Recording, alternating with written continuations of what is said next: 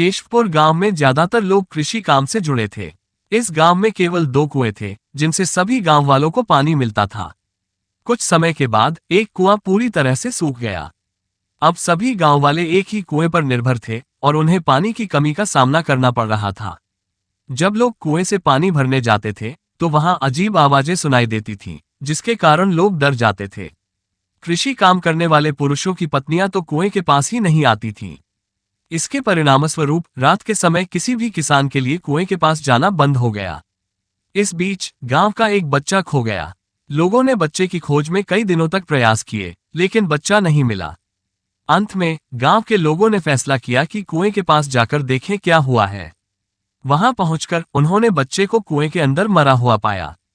कुएं के पानी में जाने के बाद उसकी जान चली गई थी। लोग हैरान थे कि ऐसा कैसे हुआ और वे इस समस्या का समाधान ढूंढने में लग गए। लोगों ने तय किया कि अब एक नया कुआं खोदने का समय आ गया है। कुछ दिनों में नए कुएं की खोदाई कार्य की शुरुआत हुई और उसे तैयार किया गया।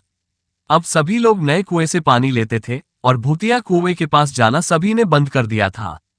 कुएं के चारों ओर के क्षेत्र में किसी भी समय जाने की अनुमति नहीं थी। कुछ दिनों के बाद 4-5 बच्चे भूतिया कुएं के पास खेलने आए और एक बच्चा अचानक कुएं में गिर गया। उसके चिल्लाने की आवाज से सभी गांव वाले दौड़कर भूतिया कुएं के पास पहुंचे। वहां पहुंचकर उन्होंने बच्चे को कुएं के अंदर मृत पाया। इसके बाद सभी लोगों ने खेल रहे बच्चों से पूछा, ये सब कैसे हुआ?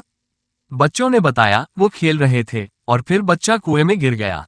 इस दुर्भाग्यपूर्ण घटना के बाद लोगों ने एक तांत्रिक को बुलाया, जिसने कुएं के बारे में अध्ययन किया। वहां पहुंचकर तांत्रिक ने बहुत सारे मंत्र पढ़े, जिसे सुनकर भूत सबके सामने आ गया। तांत्रिक ने अपनी विद्या का इस्तेमाल करके उस कुएं को छोड़कर जाने के लिए कहा। भूतिया कुएं ने तांत्रिक की सलाह को नकार दिया और कहा, मैं यहां से नहीं जाऊंगा। मेरा पूरा खानदान यहां बसा है और मैं इसे छोड़कर नहीं जा सकता।